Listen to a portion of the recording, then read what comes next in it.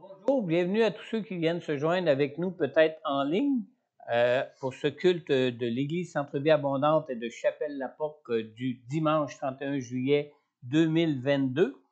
Juste avant peut-être de passer à mon message, le Seigneur m'a rappelé durant le temps de louange que j'ai eu un rêve. J'ai eu un rêve cette nuit même. Un rêve un petit peu étrange. Je pourrais même pas vous dire en quoi il peut consister, mais le Seigneur me met vraiment à cœur de le partager. Peut-être que c'est pour une personne d'entre vous ici à l'Église, peut-être que c'est pour une personne qui nous écoute en ligne sur le web, mais dans ce rêve, je me suis retrouvé avec un petit groupe qui était au milieu du monde, au milieu d'un grand monde, qui est le monde qui faisait un grand groupe, et nous, on était comme un petit groupe au milieu de ce grand monde qui était comme un gros groupe de personnes. Et ce petit groupe était encore moins libre que le monde pouvait être libre. Les gens dans le petit groupe étaient encore plus pognés qu'on peut être pogné même dans le monde. Puis à un moment donné, je me suis dit, comment est-ce qu'on peut se retrouver pogné comme ça?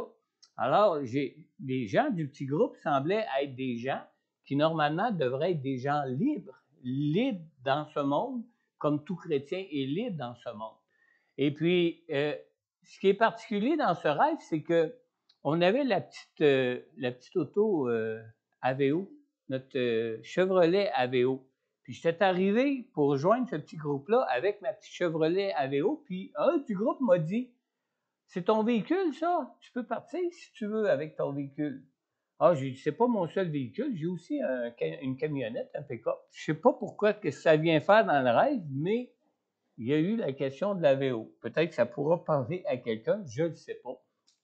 Mais à un moment donné, je regardais les gens du petit groupe, puis les gens du petit groupe étaient vraiment comme avec une oppression sur eux, où ce que ces gens-là n'avaient aucune liberté dans leur vie. Il y en avait même qui avaient le visage tout en sueur, tellement que cette oppression-là pesait lourd sur eux. Et je me suis adressé à une des personnes du groupe qui était un jeune homme dans ce groupe-là. Et je me suis adressé à cette personne-là et j'ai demandé à cette personne-là, est-ce que ça fait longtemps que tu fais partie de ce petit groupe-là? Ah, il dit, je pourrais pas dire depuis combien de temps, mais je fais partie de ce groupe-là.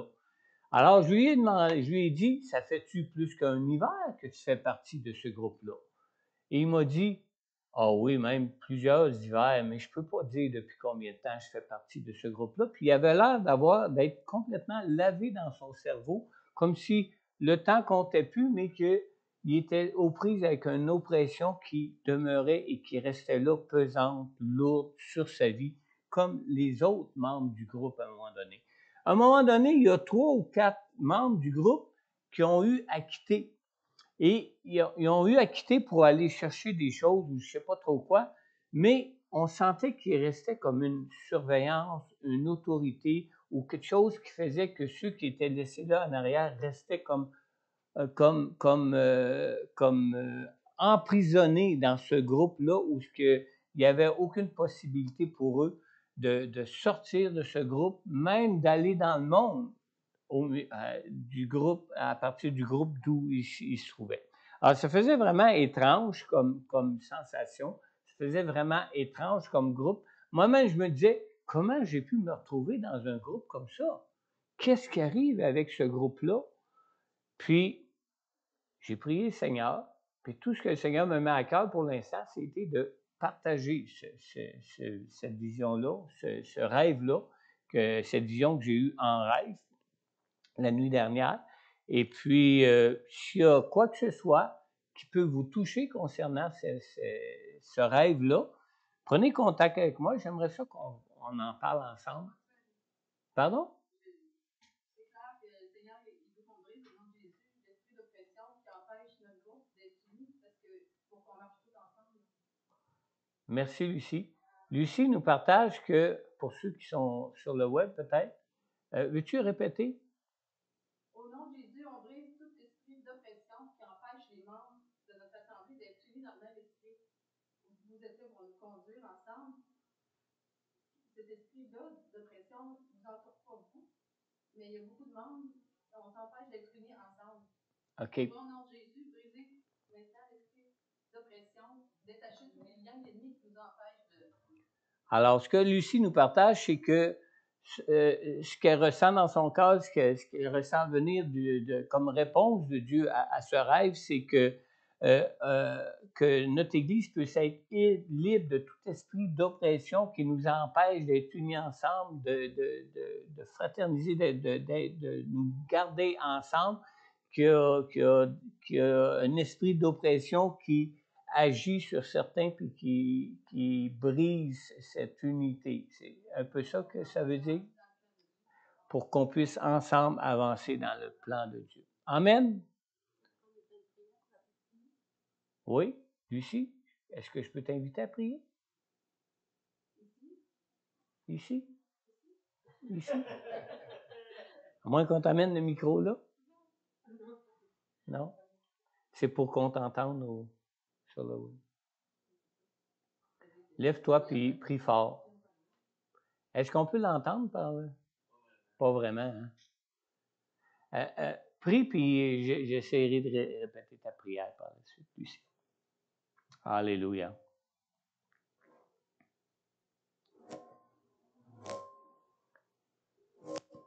Alléluia. On commande au nom de Jésus à tout esprit d'oppression.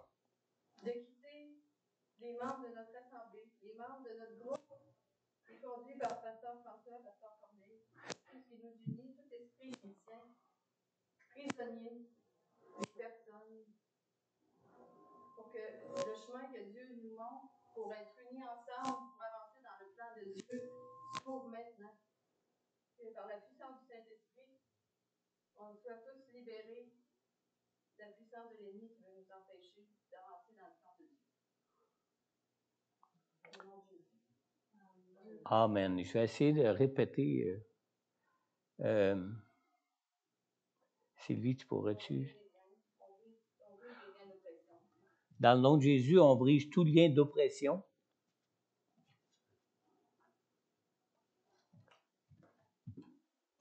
Dans le nom de Jésus, on brise tout lien d'oppression qui nous empêche d'avancer sous la direction de Pasteur François, Pasteur Corneille, afin qu'on puisse tous être unis ensemble pour vraiment avancer dans une unité.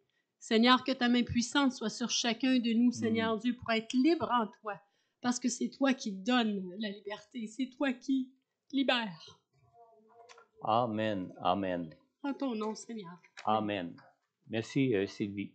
Sylvie est venue répéter sommairement ou en résumé, même un très bon résumé de ce que Lucie a prié suite à ce qu'elle a reçu de ce rêve que j'ai raconté.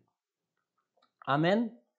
Ce matin, je vous apporte la dernière d'une série d'études bibliques sur l'Apocalypse, sur les 7 églises d'Asie.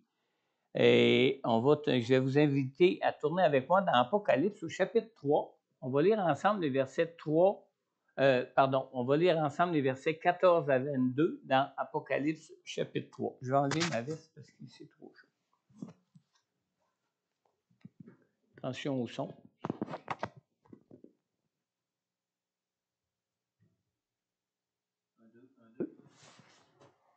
Ça va? Merci.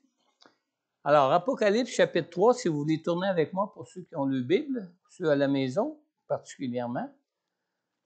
Apocalypse chapitre 3. On lit à partir du verset 14 à 22. Écrit à l'ange de l'église de Laodicée. Voici ce que dit l'Amen, le témoin fidèle et véritable, l'auteur de la création de Dieu. Je connais tes œuvres.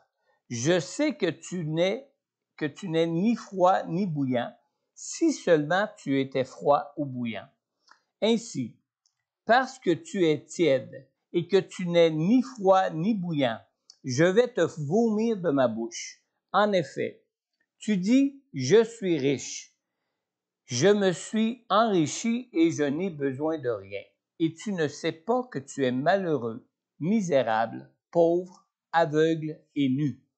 Je te conseille donc d'acheter chez moi de l'or purifié par le feu, afin que tu deviennes vraiment riche, des vêtements blancs afin que tu sois habillé et qu'on ne voie plus la honte de ta nudité, ainsi qu'un remède à appliquer sur tes yeux afin que tu vois. Moi, je reprends et je corrige tous ceux que j'aime. Aie donc du zèle et repens-toi. Voici, je me tiens à la porte et je frappe. Si quelqu'un entend ma voix et ouvre la porte, j'entrerai chez lui, je souperai avec lui et lui avec moi. Le vainqueur, je le ferai asseoir avec moi sur mon trône, tout comme moi aussi j'ai vaincu et me suis assis avec mon Père sur son trône. Que celui qui a des oreilles écoute ce que l'Esprit dit aux églises. Amen. Prions ensemble ce matin. Seigneur, merci pour ta parole. Et Seigneur, merci surtout par ton Saint-Esprit.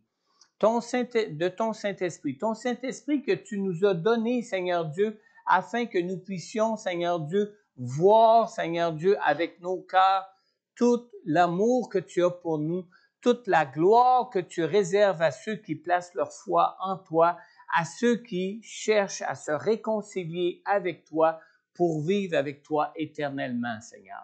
Et Seigneur, merci que ton Saint-Esprit soit celui, Seigneur Dieu, qui nous révèle toutes choses et qui nous rappelle toutes choses en ce qui concerne Jésus, en ce qui concerne la parole de Dieu qui est la vérité et qui nous conduit dans ton chemin, dans la vie, jusqu'au jour de la vie éternelle, Seigneur. Seigneur, que l'onction de ton Saint-Esprit réside sur tous ceux qui vont entendre ce message ce matin, que ce soit ceux qui sont ici en présentiel à l'Église, comme ceux qui sont en ligne sur le web, dans leur demeure, ou que ce soit ceux qui vont simplement écouter l'enregistrement en d'autres temps que ce matin même, là où en ce moment même qu'il est diffusé, Seigneur. Seigneur, que l'onction de ton esprit, de révélation de ton Saint-Esprit soit sur chacune de ces personnes qui vont entendre ce message afin que tu puisses parler à leur cœur, toucher leur cœur, Seigneur Dieu, et les conduire, Seigneur Dieu, avec toi jusqu'au jour de la vie éternelle, Seigneur.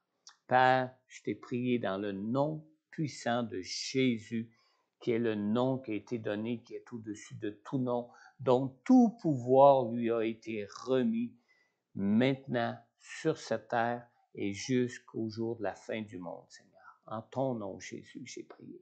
Amen. Amen. J'ai intitulé mon message ce matin, souvenez-vous comment je l'ai appelé la semaine passée? Ouais, c'était il y a 2 semaines plutôt. Une église? Non. Une église pure et sans tache? Non? C'est ça? Une église riche? Pure et sans tache, je pense. Ce matin, j'ai intitulé mon message, comme je vous l'avais annoncé, qu'il y aurait 2 prédications sur ce passage-là pour l'église de Laodicée, plus particulièrement parce que cette église-là nous regarde, nous qui sommes l'église de la fin des temps, l'église où ce qu'on voit de plus en plus combien le Seigneur est à la porte pour venir enlever son église. Amen. J'ai intitulé ce message ce matin qui touche le côté plus pratique pour chacun de nous en tant que croyants. J'ai donné à ce message le titre de « Un cœur tiède ». On vient de lire dans Apocalypse au chapitre 3 au verset 15. On a lu « Je connais tes œuvres. Je sais que tu n'es ni froid ni bouillant. Si seulement tu étais froid ou bouillant. » Vous savez, ce qui peut tempérer l'enthousiasme d'un chrétien pour le Seigneur se retrouve dans les aspirations de son cœur. Dans Proverbe au chapitre 4, on lit au verset 23, « Garde ton cœur plus que toute autre chose, car de lui jaillissent les sources de la vie. » Amen. Alors, bien que l'évangile de Jésus-Christ avait été annoncé aux croyants de l'Église à Laodicée, Jésus s'était quand même retrouvé à la porte de leur cœur. Dans Apocalypse 3:20, nous avons lu que Jésus dit, « Voici, je me tiens à la porte et je frappe. Si quelqu'un entend ma voix et ouvre la porte, j'entrerai chez lui, je souperai avec lui et lui avec moi. » Alors, Ce qui peut être déterminant pour un chrétien d'être ou de ne pas être enlevé au moment de l'enlèvement de l'Église est l'enthousiasme de son cœur pour le Seigneur. Un cœur selon le cœur de Dieu est un cœur qui est tourné vers les hommes et les femmes de ce monde qui ne savent plus faire la différence entre ce qui est bien et ce qui est mal.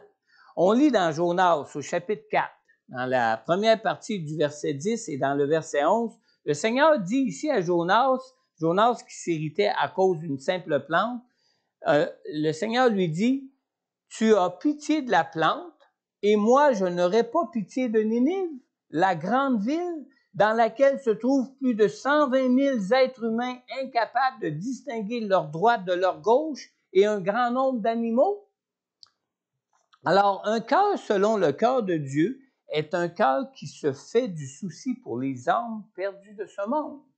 Tandis que, au contraire, un cœur tiède est un cœur qui devient indifférent au cœur de Dieu qui s'est lui-même donné pour sauver les pécheurs de ce monde. Amen. Un cœur tiède est un cœur qui est propre à l'attitude des gens de notre époque. On lit dans 2 Timothée au chapitre 2, dans le verset 1 à 4. « Sache que dans les derniers jours, il y aura des temps difficiles, car les hommes seront égoïstes, amis de l'argent, vantards, orgueilleux, blasphémateurs, rebelles à leurs parents, ingrats, impies, insensibles, implacables, calomniateurs, violents, cruels, ennemis du bien, traîtres, emportés, aveuglés par l'orgueil, amis du plaisir plutôt que de Dieu. » Et c'est l'attitude des gens en général de ce monde, des gens de notre époque, et pour les croyants, les chrétiens qui participent comme enfants de Dieu aux églises du Seigneur Jésus-Christ, sont pas différents du monde. On vient tous du monde. On a tous besoin d'une transformation de cœur. Alors, beaucoup de gens de nos jours confessent encore croire en Dieu et même d'aimer le Seigneur. Mais même parmi les croyants nés de nouveau en Jésus, on retrouve de plus en plus de nos jours, dans le comportement de ceux qui confessent le nom de Jésus, on retrouve des attitudes de moins en moins selon le cœur de Dieu pour les autres. Plus nous nous approchons du jour de l'enlèvement de l'Église, plus nous voyons des comportements de plus en plus individualistes, des cœurs fermés face à ceux qui souffrent et qui périssent. De nos jours, on peut le voir comme on a pu le voir dans le cœur de Jonas face à la grande Ninive qui avait besoin d'être appelée à la repentance. On se préoccupe plus de notre vie et de notre petit confort que l'on se préoccupe des autres de nos jours. Aspirer à se libérer des soucis de cette vie terrestre, c'est une chose qui est tout à fait légitime, c'est tout à fait normal. Mais ce qui met un croyant en danger de manquer l'enlèvement, c'est lorsque ses soucis se résument à ses propres préoccupations, à ses propres richesses et à ses propres plaisirs pour la vie. Vous savez, de nos jours, de plus en plus de croyants nés de nouveau travaillent à se libérer des moindres soucis de la vie plutôt que de se soucier de ceux qui souffrent et de ceux qui périssent. Amen. Alors, ce n'est pas le fait de s'occuper à accomplir nos tâches et nos responsabilités de nos vies de chaque jour qui peut nous faire manquer l'enlèvement. Absolument pas. Dans Matthieu au chapitre 24, on lit dans le verset 40 et 41, on lit ici, « Alors 2 hommes seront dans un champ. L'un sera pris et l'autre laissé. 2 femmes moudront à la meule. L'une sera prise et l'autre laissée. » Alors, on voit ici 2 hommes qui sont occupés à travailler au champ et 2 femmes qui travaillent à moudre du grain à la meule. Et dans cet exemple que Jésus nous donne, il y a seulement 2 des 4 personnes qui sont enlevées, alors que toutes les 4 étaient occupées à s'acquitter de leur travail de chaque jour. Alors, ce n'est pas le fait d'être occupé à des occupations normales de nos vies qui peut nous empêcher d'être enlevés au jour de l'enlèvement. Absolument pas. Ce qui est déterminant pour ne pas manquer l'enlèvement n'est pas d'avoir une vie active au milieu de ce monde. mais d'avoir un cœur selon le cœur de Dieu. Amen. Pardon. Dans Colossiens, on lit au chapitre 3, dans le verset 23 et 24, « Tout ce que vous faites, que ce soit de votre travail, de vos occupations, de tâches de chaque jour ou toute autre chose, ça dit, faites-le de tout votre cœur, comme pour le Seigneur et non pour des hommes, sachant que vous recevrez du Seigneur un héritage pour récompense. En effet, le Seigneur que vous servez, c'est Christ. » Alors, à l'enlèvement de l'Église, le Seigneur ne prendra pas tous ceux qui confesseront son nom, mais le Seigneur prendra seulement ceux qui confesseront son nom de tout leur cœur.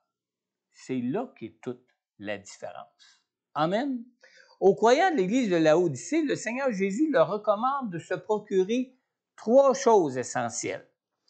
Des choses qui, sans elles, Jésus ne peut que se retrouver à la porte de leur cœur plutôt que dans leur cœur à chacun.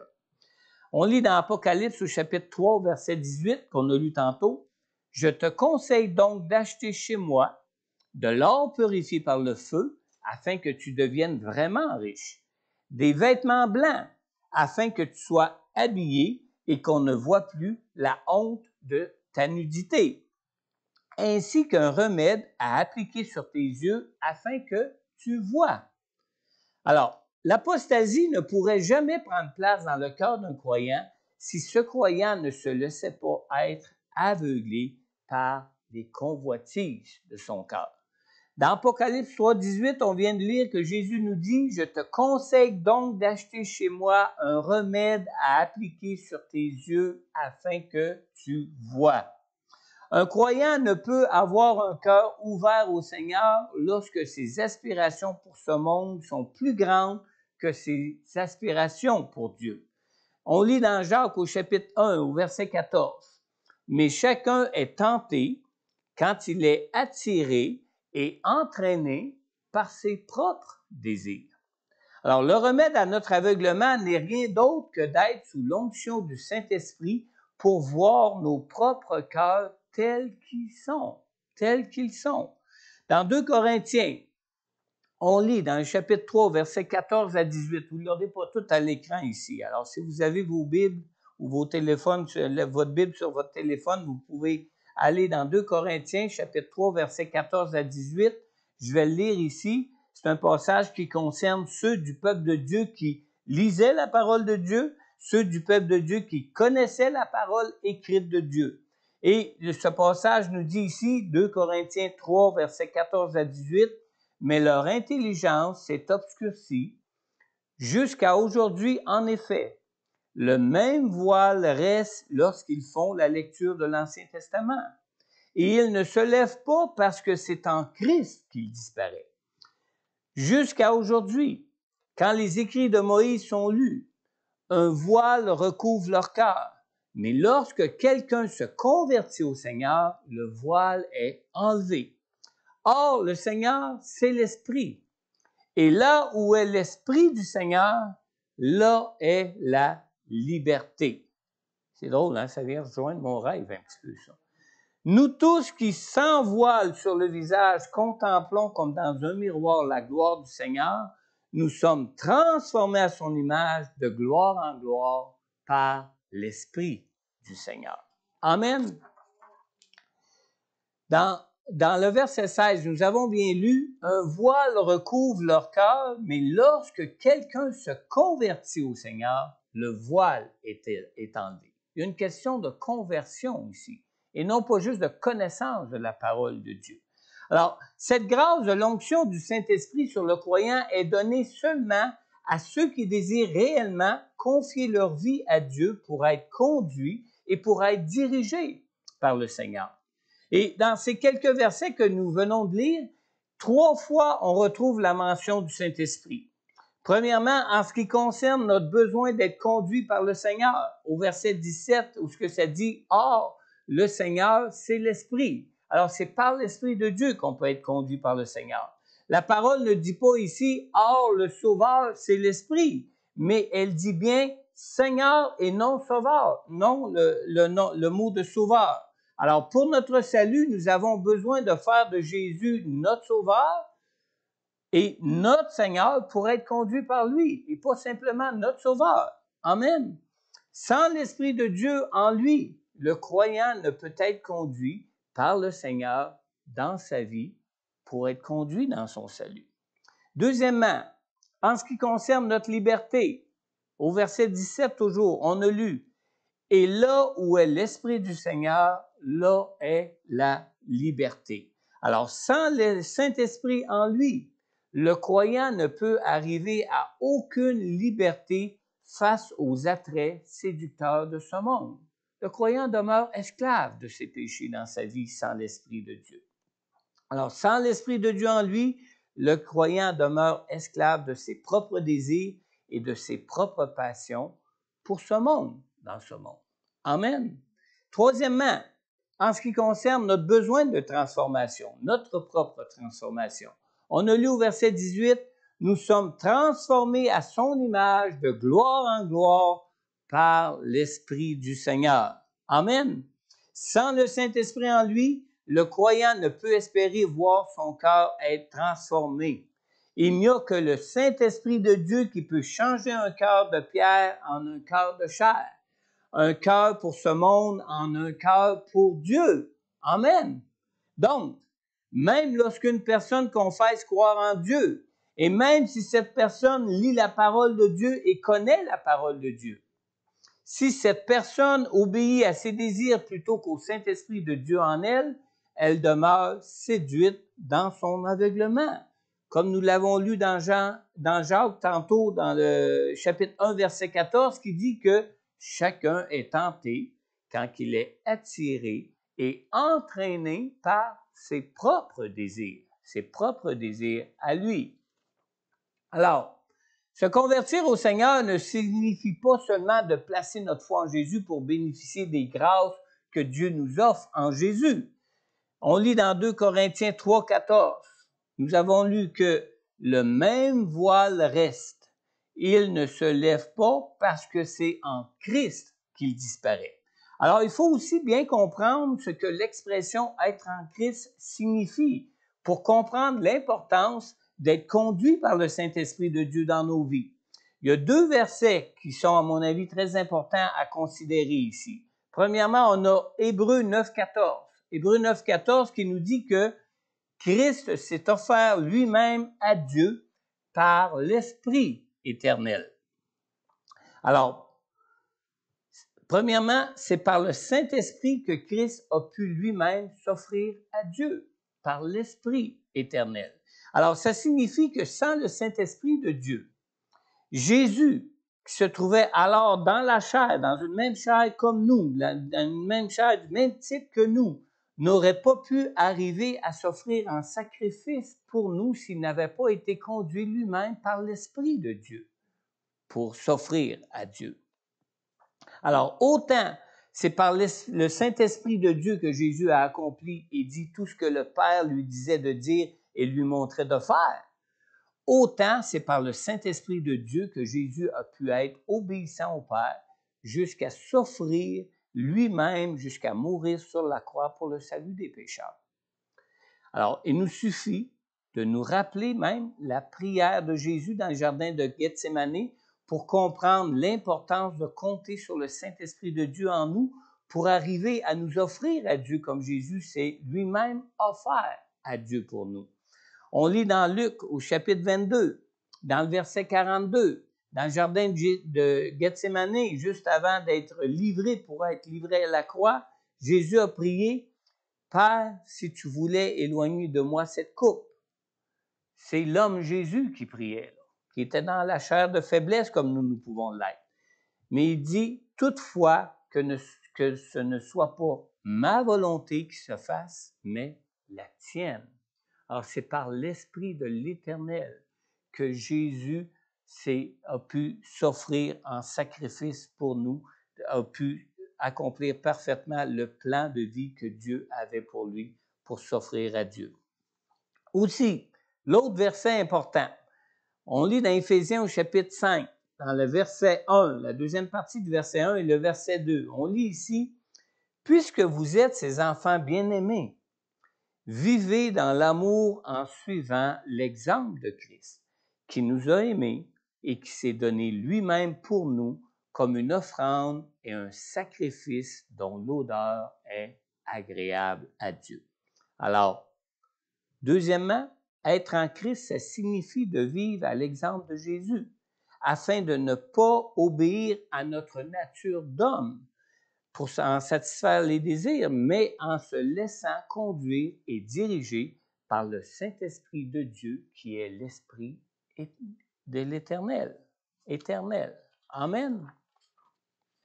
Vous savez, l'apostasie ne pourrait jamais prendre place dans le cœur d'un croyant si ce croyant s'achetait, deuxièmement, des vêtements blancs afin qu'on ne voie plus la honte de sa nudité. On a lu dans le verset 18 d'Apocalypse 3, Jésus dit aux croyants de Laodicée, « Je te conseille donc d'acheter chez moi des vêtements blancs afin que tu sois habillé et qu'on ne voie plus la honte de ta nudité. » Alors, aux croyants qui se gardent en Christ par la foi, le Seigneur pourvoit un vêtement de justice qui lui permet de paraître en la présence de Dieu. Dans Zacharie 3, on voit dans le verset 4, dans la deuxième partie du verset 4, la parole de Dieu dit ici, « Regarde, c'est une prophétie en passant concernant le salut que Jésus devait venir accomplir pour nous. Regarde, je t'enlève ta faute et je te mets des habits de fête. » Amen. C'est bien ce que la parole de Dieu nous dit dans Zacharie 3, 4. Alors, ce qui fait la richesse et le bonheur d'un croyant, c'est de pouvoir paraître dans la présence du Seigneur. C'est de pouvoir connaître la présence du Seigneur dans sa vie avec lui. Vous savez, Dieu est un Dieu saint et personne ne pourra être enlevé au ciel lors de l'enlèvement de l'Église s'il n'est pas revêtu du vêtement de justice qui nous est fourni par la foi en Jésus qui nous sauve. Pas de vêtement de justice, pas d'enlèvement, on ne paraîtra pas au ciel en présence du Seigneur. On ne peut pas paraître en présence du Seigneur au ciel sans être revêtu du vêtement de justice. Amen. On lit dans Matthieu 22, dans le verset 11 à 14, dans la parabole du festin des noces. On lit ici, « Le roi entra pour les voir, et il aperçut là un homme qui n'avait pas mis d'habit de noces. Il lui dit, « Mon ami, comment as-tu pu entrer ici sans avoir d'habit de noces? » Cet homme resta la bouche fermée. Alors le roi dit au serviteur, « Attachez-lui les pieds et les mains, emmenez-le et jetez-le dans les ténèbres extérieures, où il y aura des pleurs et des grincements de dents. » En effet, beaucoup sont invités, mais peu sont choisis. N'entre pas en la présence de Dieu qui veut, hein? Dieu est saint et le ciel est un lieu saint. Amen. Si Dieu permettait même à des croyants à entrer en sa présence sans avoir d'abord revêtu le vêtement de justice qui est offert gratuitement en Jésus, le ciel lui-même deviendrait rapidement un enfer, comme ce monde ici-bas. Amen. Dans Isaïe 55, on lit dans le verset 1 et 2. « Vous tous qui avez soif, venez vers l'eau, même celui qui n'a pas d'argent. Venez, achetez et mangez. Venez, achetez du vin et du lait sans argent, sans rien payer. Pourquoi dépensez-vous de l'argent pour ce qui ne nourrit pas? Pourquoi travaillez-vous pour ce qui ne rassasie pas? Écoutez-moi vraiment et vous mangerez ce qui est bon. Vous savourerez des plats succulents. » Alors, le vêtement de justice que Dieu nous offre dans sa grâce, c'est un vêtement qui est tout à fait gratuit. Absolument et tout à fait gratuit. On lit dans Romains chapitre 3, dans le verset 23 et 24, « Tous ont péché et sont privés de la gloire de Dieu, et ils sont gratuitement déclarés justes par sa grâce, par le moyen de la libération qui se trouve en Jésus-Christ. Amen. Alors, quand Jésus dit aux croyants de Laodicée d'acheter chez lui des vêtements blancs, ce n'est pas qu'il nous fait payer le prix pour le pardon de nos péchés. Absolument pas. On n'a pas à travailler pour Dieu ou à essayer de travailler de façon à nous racheter nous-mêmes de nos propres péchés. Jésus lui-même a porté à la croix le prix pour notre pardon, le prix pour notre achat, le prix pour toute conséquence de nos péchés dans nos vies pour qu'on en soit libéré, pardonné et réconcilié avec Dieu. Amen. Alors Jésus a lui-même souffert à la croix et est mort pour le prix de notre achat pour nos péchés. Alors s'il y a un prix à payer de notre part, c'est celui de perdre notre vie dans ce monde en obéissant à son plan de vie, au plan de vie de Dieu pour nous, pour servir à manifester, pour qu'on puisse servir à manifester sa gloire dans nos vies. Amen. On lit aussi dans Éphésiens, chapitre 2, versets 8 à 10. En effet, c'est par la grâce que vous êtes sauvés, par le moyen de la foi. Et cela ne vient pas de vous, c'est un don de Dieu. Ce n'est pas par les œuvres, afin que personne ne puisse se vanter. En réalité, c'est lui qui nous a fait. Nous avons été créés en Jésus-Christ pour des œuvres bonnes que Dieu a préparées d'avance, afin que nous puissions les pratiquer, que nous les pratiquions. Finalement, troisième point, l'apostasie ne pourrait jamais prendre place dans le cœur d'un croyant si ce croyant achetait de Jésus de l'or purifié par le feu. On a lu dans le verset 18, toujours dans Apocalypse 3, « Je te conseille donc d'acheter chez moi de l'or purifié par le feu, afin que tu deviennes vraiment riche. » On dit souvent qu'il faut trimer Dieu pour se faire une vie dans ce monde. Amen. C'est pas facile. On ne l'a pas facile. Mais dans la foi en Jésus pour être sauvé, ce ne sont pas les bénédictions matérielles qui comptent, mais les bénédictions spirituelles.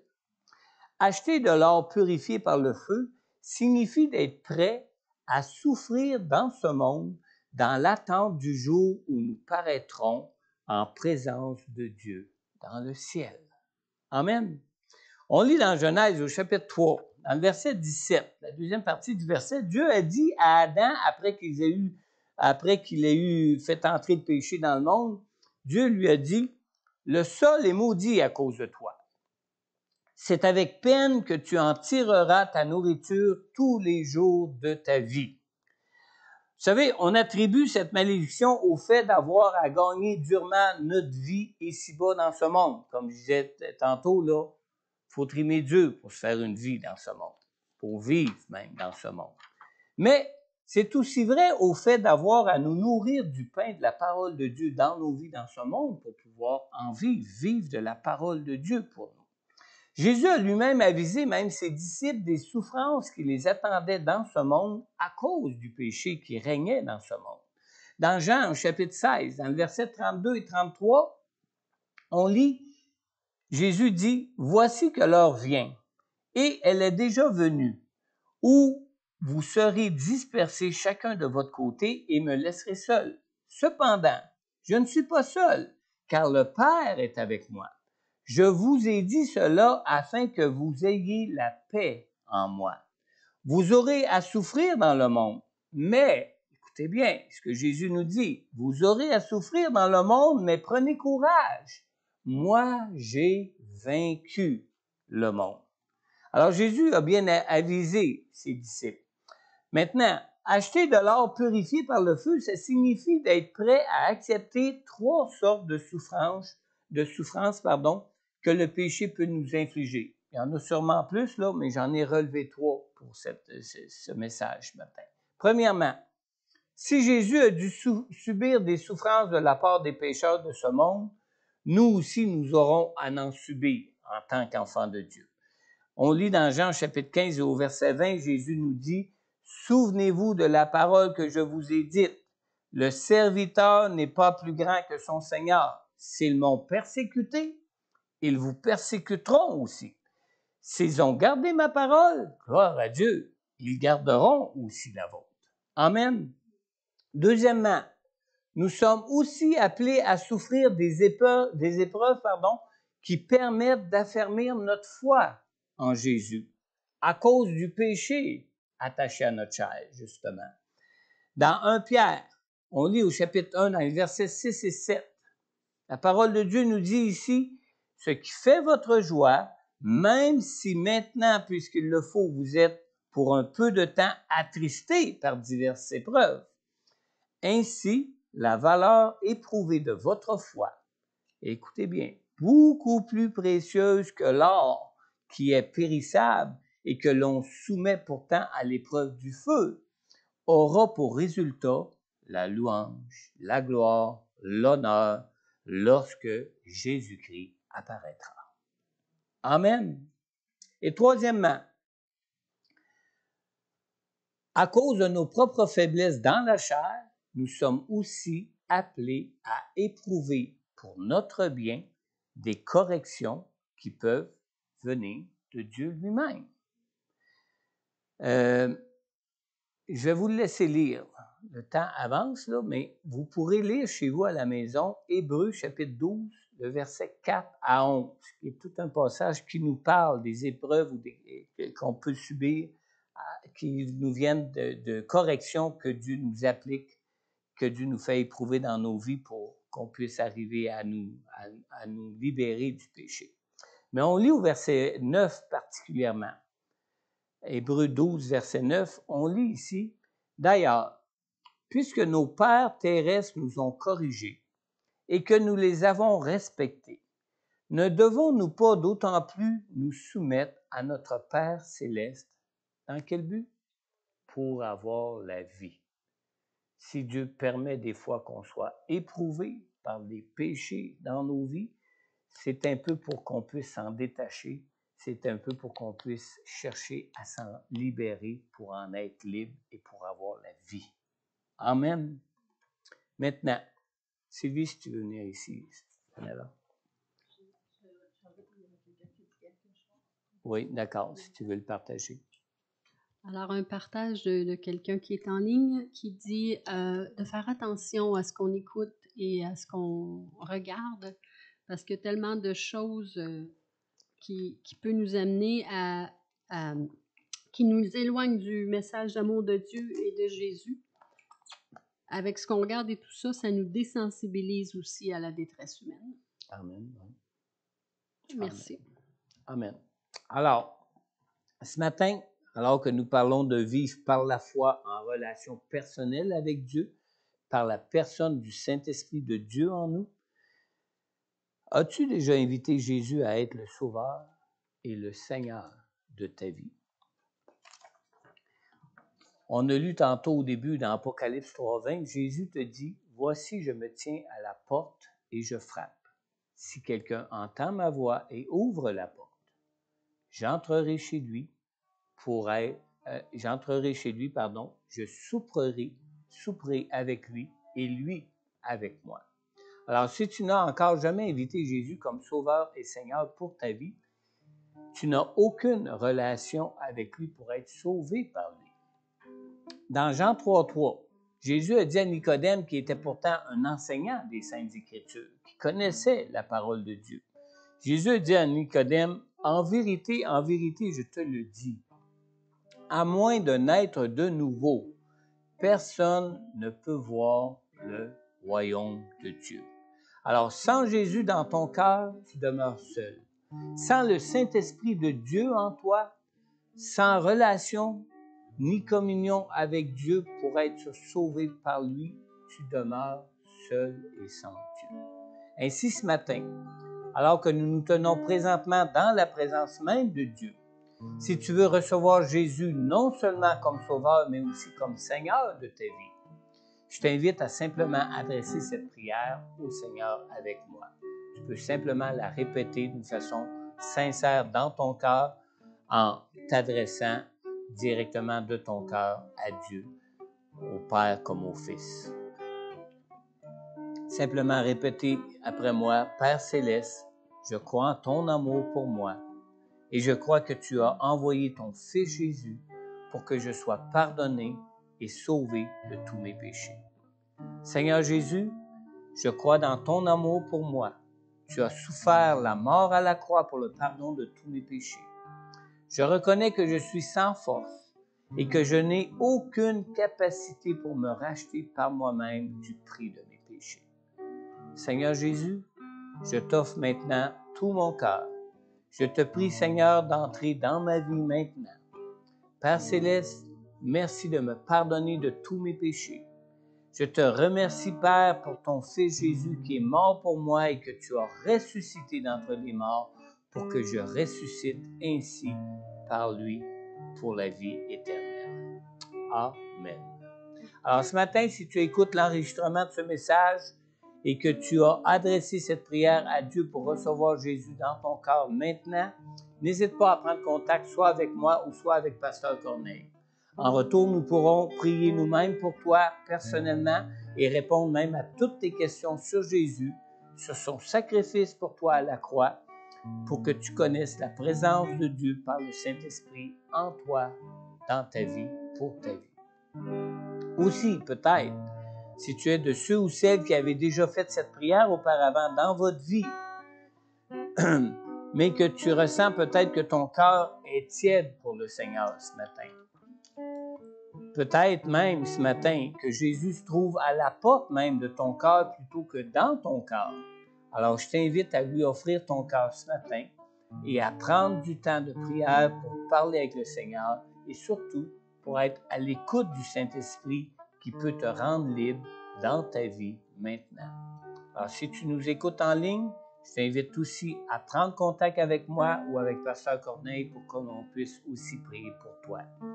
Maintenant, pour terminer ce matin, durant que Sylvie va nous conduire dans un dernier chant de louange et d'adoration à Dieu, si tu es de ceux qui sont ici présents à l'Église ce matin et que tu te sens concerné par l'un ou l'autre de ces deux appels, simplement t'avancer ici à l'avant pour que je puisse immédiatement, dès ce matin, prier pour toi. Et tout de suite après ce temps d'appel, après ce chant dans lequel Sylvie va nous conduire maintenant, nous allons ensemble prendre le repas du Seigneur pour terminer. Amen. Amen. N'hésitez pas à vous avancer. Vous pouvez même vous avancer si jamais vous avez d'autres requêtes de prière que ceux des deux appels concernés ce matin. Ça va me faire un plaisir de prendre du temps pour prier pour vous ce matin. Dieu vous bénisse. Sur le mont du Calvaire, il était une croix où Jésus souffrit tant de douleurs. Et c'est là qu'il mourut sur cette infâme voie pour sauver le plus vil des pécheurs. Cette croix me sera toujours chère.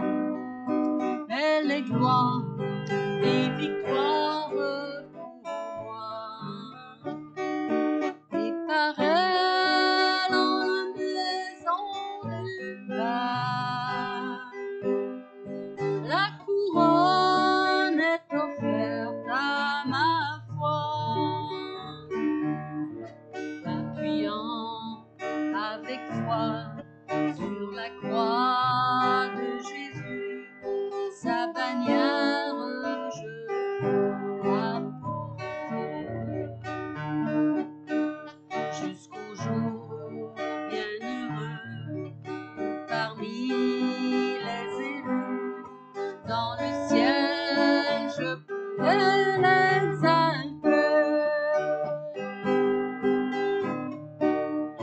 Cette croix me sera toujours chère.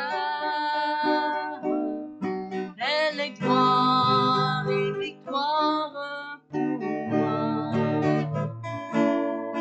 Et par elle en la maison du Père, la couronne est offerte à ma foi.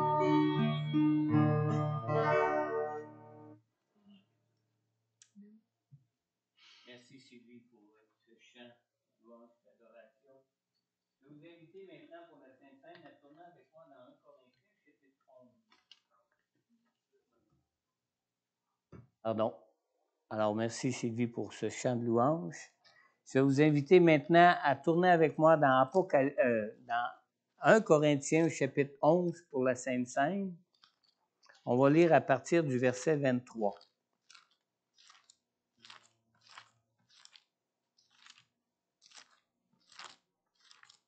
Je vais y arriver, voilà. Alors, on lit ici. « J'ai reçu du Seigneur ce que je vous ai transmis. Le Seigneur Jésus, la nuit où il a été arrêté, a pris du pain. Après avoir remercié Dieu, il l'a rompu et a dit, « Prenez, mangez. Ceci est mon corps qui est rompu pour vous. Faites ceci en souvenir de moi. » De même, après le repas, il a pris la coupe et a dit, « Cette coupe est la nouvelle alliance en mon sang. Faites ceci en souvenir de moi toutes les fois que vous en boirez. En effet, toutes les fois que vous mangez ce pain et que vous buvez cette coupe, vous annoncez la mort du Seigneur jusqu'à ce qu'il vienne. C'est pourquoi celui qui mange ce pain ou boit la coupe du Seigneur indignement sera coupable envers le corps et le sang du Seigneur. » Moi, quand je lis le mot indignement ici, là, c'est comme si je disais celui qui mange ce pain ou boit la coupe du Seigneur sans être revêtu d'un vêtement blanc est coupable envers le corps et le sang du Seigneur. Que chacun donc s'examine lui-même, et qu'ainsi il mange du pain et boive de la coupe. Car celui qui mange et boit indignement sans discerner le corps du Seigneur mange et boit un jugement contre lui-même. C'est pour cela qu'il y a parmi vous beaucoup d'infirmes et de malades et que plusieurs sont morts. Si nous nous examinions nous-mêmes, nous ne serions pas jugés. Mais quand nous sommes jugés, c'est le Seigneur qui nous corrige afin que nous ne soyons pas condamnés avec le monde. Amen. Amen. Je vais vous distribuer les symboles. Sylvie va nous conduire dans un chant de louange et d'adoration. Et tout de suite après, nous prendrons ensemble ces symboles en se souvenant de cet amour de Dieu pour nous qui a donné sa vie à la croix pour nous.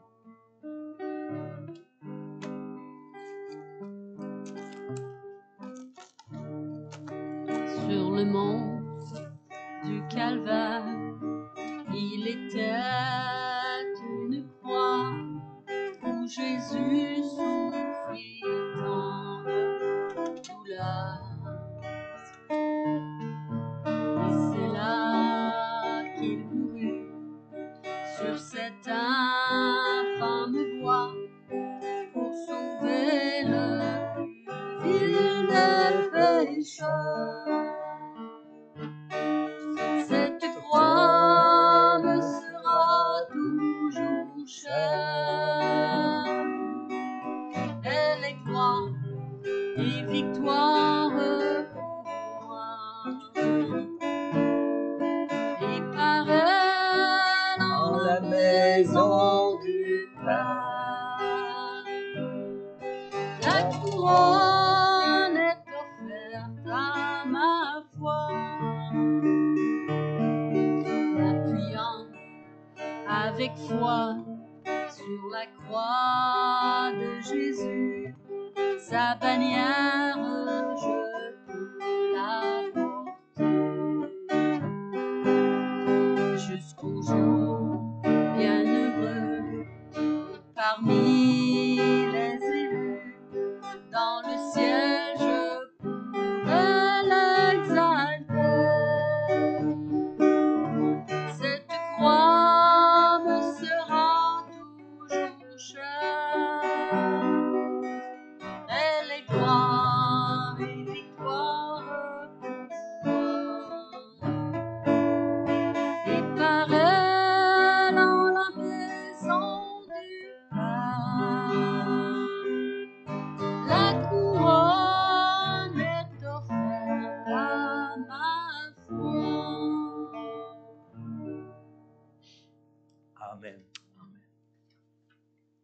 Alléluia. Après avoir remercié Dieu, il l'a rompu et a dit, « Prenez, mangez. Ceci est mon corps qui est rompu pour vous. Faites ceci en souvenir de moi. » De même, après le repas, il a pris la coupe et a dit, « Cette coupe est la nouvelle alliance en mon sang. Faites ceci en souvenir de moi toutes les fois que vous en boirez. En effet, toutes les fois que vous mangez ce pain et que vous buvez cette coupe, vous annoncez la mort du Seigneur jusqu'à ce qu'il vienne. »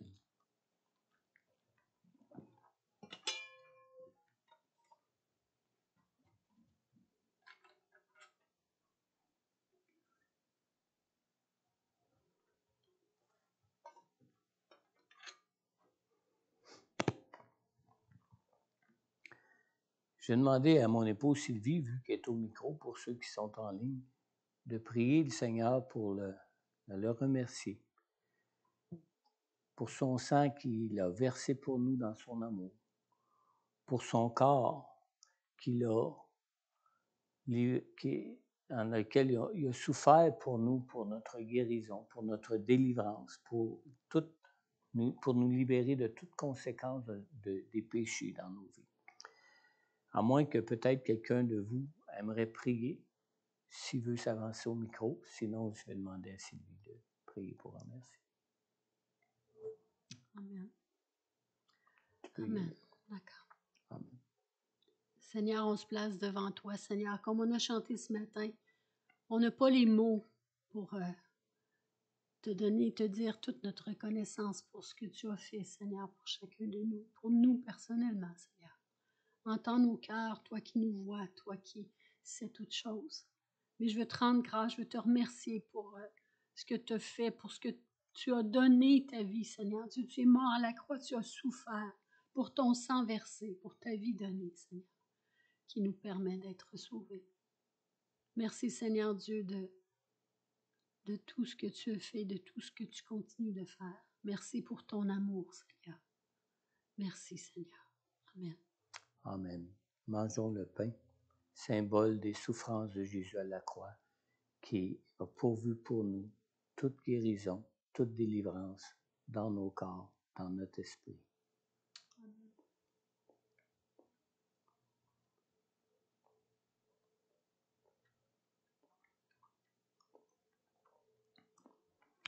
Buvons la coupe, symbole de cet amour de Dieu pour nous, qui s'est offert lui-même, qui a offert sa vie, qui était sans tache et sans péché à la croix, pour que nous puissions vivre par lui et que nous puissions ressusciter avec lui.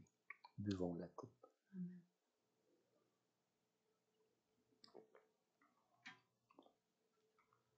Amen. Amen. Sylvie va nous conduire dans un tout dernier chant. Nous allons ramasser les coupes. On va laisser les gens qui ont partir le temps de partir et pour ceux qui veulent rester pour avoir des prières pour leurs besoins personnels, on est disponible pour prier pour vous en ce qui peut concerner des besoins personnels pour vos vies. Je vous bénisse. Amen. On puisse finir avec un chant victorieux. Notre Dieu règne. Amen.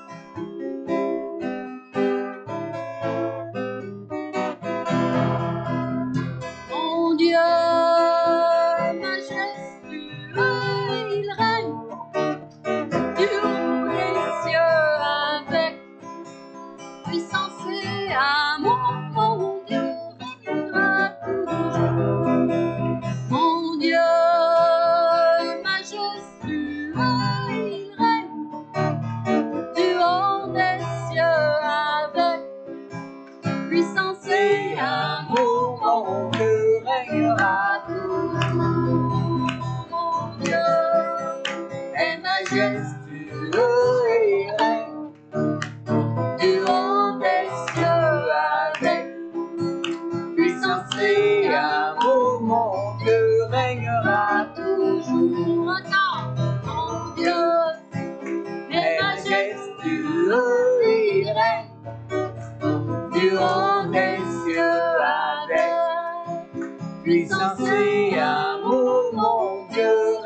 régnera toujours. Amen, alléluia. Mon Dieu régnera toujours. Alléluia. Mon Dieu régnera toujours. Oui, merci. Merci d'être un grand roi, le roi qui règne sur tout autre roi, le roi qui est digne de régner dans nos cœurs, digne de régner dans son Église, digne de régner sur cette ville et sur ce monde, sur notre province et partout sur ce monde, Seigneur. Tu en es digne, Seigneur. Il n'y a pas de Dieu autrement bon et grand et de compassion et tout-puissant que toi, de Dieu juste comme toi, Seigneur. Tu es digne de régner, Seigneur. Prends toute la place dans nos cœurs, Seigneur Dieu. Seigneur, merci. Merci de ton Saint-Esprit que tu nous as donné pour qu'on puisse voir. Merci de ton Saint-Esprit que tu nous as donné pour qu'on puisse être conduits dans des voies de justice, tes voies de justice pour nos vies, Seigneur. Et merci de ton Saint-Esprit, Seigneur Dieu, par lequel nous pouvons nous offrir, Seigneur Dieu, comme un sacrifice vivant pour toi, Seigneur Jésus. Et merci de ce que tu as envoyé ton Saint-Esprit dans ce monde pour convaincre de péché, de justice et de jugement, Seigneur Dieu. Seigneur, merci de ce grand amour que tu as pour tes créatures, ce monde que tu as créé, pour ces hommes et ces femmes que tu veux sauver et pour lesquels tu as donné ta vie pour eux, Seigneur Dieu. Seigneur, on te rend gloire pour toutes choses, Seigneur Dieu. Et Seigneur, donne-nous cette grâce et cette liberté par ton Saint-Esprit de pouvoir manifester ta gloire dans ce monde et de pouvoir, Seigneur Dieu Tout-Puissant, élever ton nom aux yeux de ce monde, Seigneur. Dans le nom de Jésus, Père, j'ai prié. Amen. Amen. Bon dimanche et bonne semaine, bonnes vacances pour ceux qui sont en vacances. Et dimanche prochain, Pasteur Simon Fournier va être ici pour me remplacer pour mes propres vacances. Amen. Amen. Je peux débrancher? Oui.